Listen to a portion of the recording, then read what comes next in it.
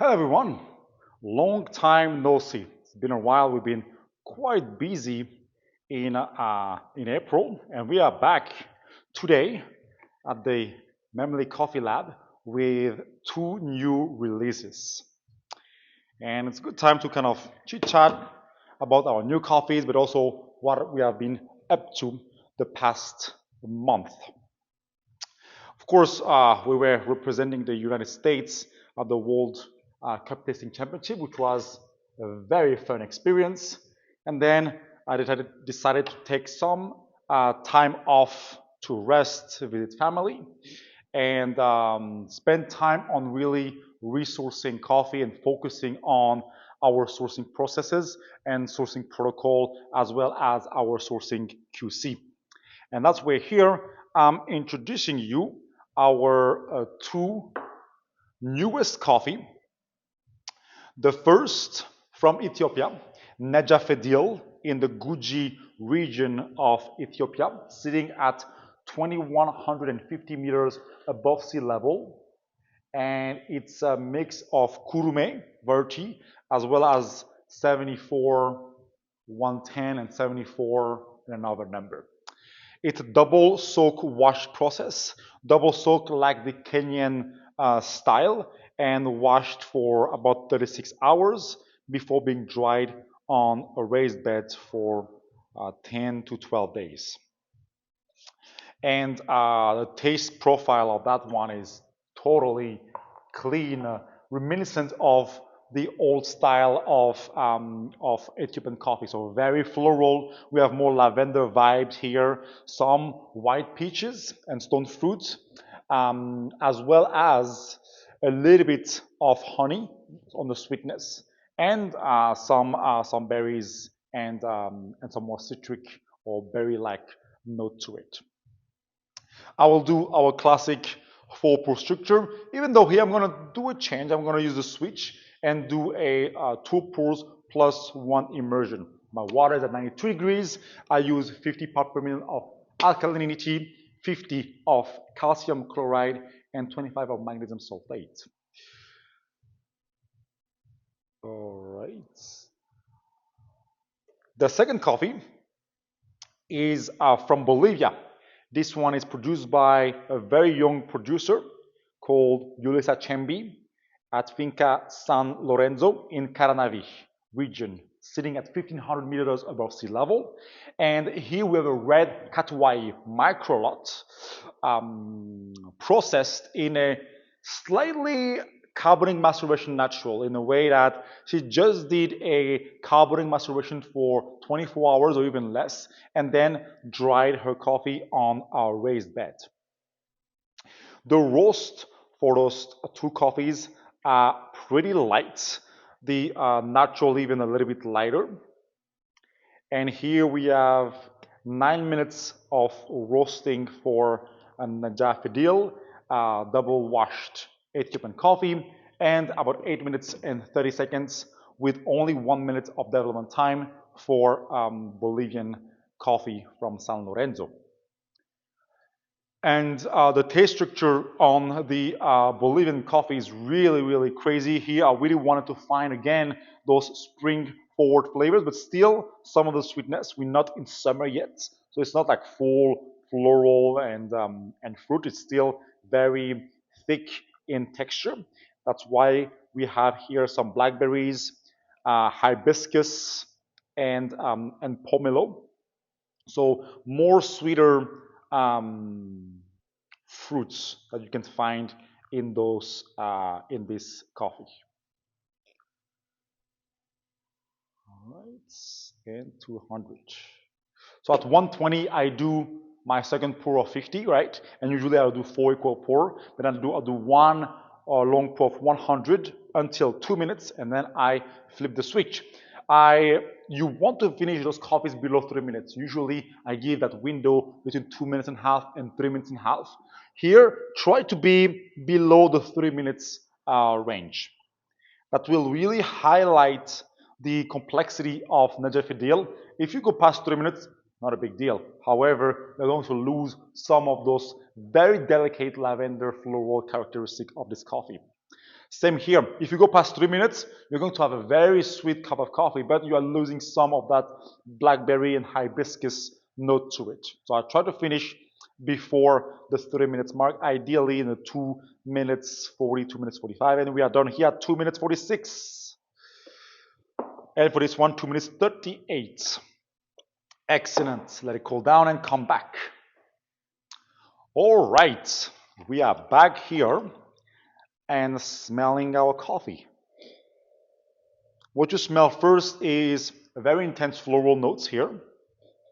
Not much of the white peach. That will come more when we taste it, but really, really floral, a lot of lavender.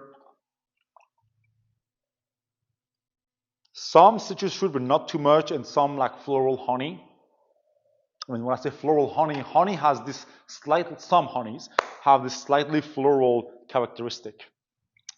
And what about our Bolivian natural or slightly carbonic maceration natural? Whew. Very red purplish. Where you have here also a little bit of orange, but you taste more the hibiscus and the blackberry from this coffee. Let's, sorry, you smell, no, you not taste yet. Let's try our Neja Fadil. Hot, you perceive a lot of lavender and some of the honey. The white peach comes in the middle of the taste. And yeah.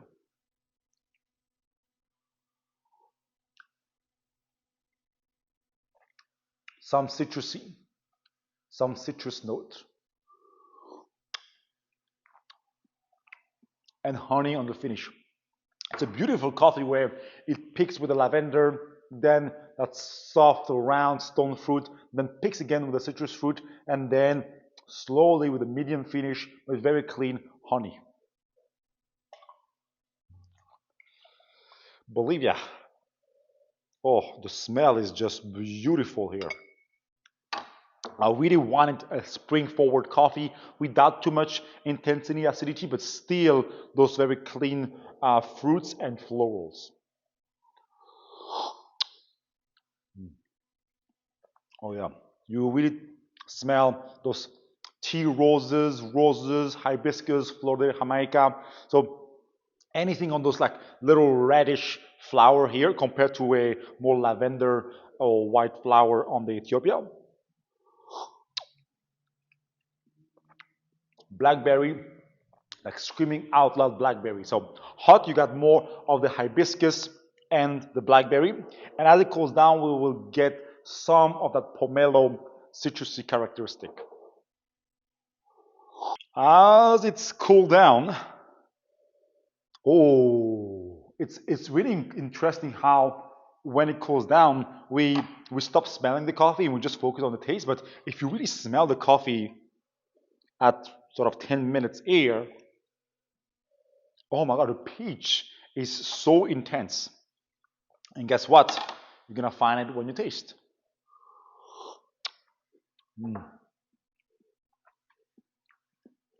It's really slightly less floral. You taste less of the lavender.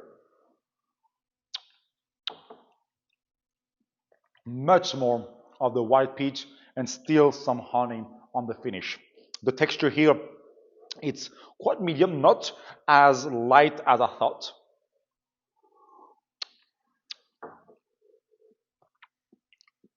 And acidity, of course, it's bright, citric, but not too intense. I really wanted like a first step towards summer coffee and towards what will arrive like the other Ethiopians and the Kenyan coffee. Delicious.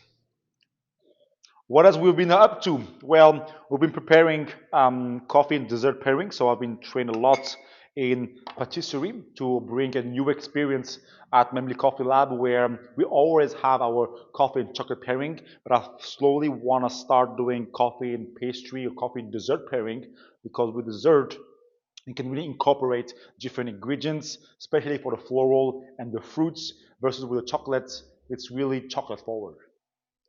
But don't worry, we will still have a lot of chocolate in the coffee and dessert pairing. There's no dessert without chocolate.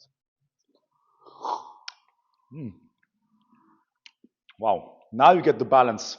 You get slight of that pomelo. So pomelo is a slightly sweeter grapefruit. You still have that kind of bitterness from the grapefruit rind. Blackberries and a little bit less of hibiscus on cooling. Despite a very light roast here, we are on 105 on the inside of my light tail color.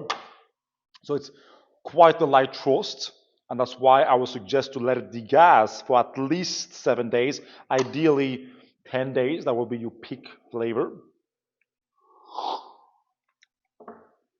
Texture is syrupy. So you see, some coffees already by nature have a syrupy texture. So that's why I'm not scared of doing a shorter roast or lighter roast when the coffee by itself, from its variety, red Catuai, the soil and the terroir in Bolivia, the elevation is not super high here. It's still high, 1,500 meters, but it's not like 2,100 meters above sea level. And the process of carbonic maceration, slight natural, already creates a lot of texture.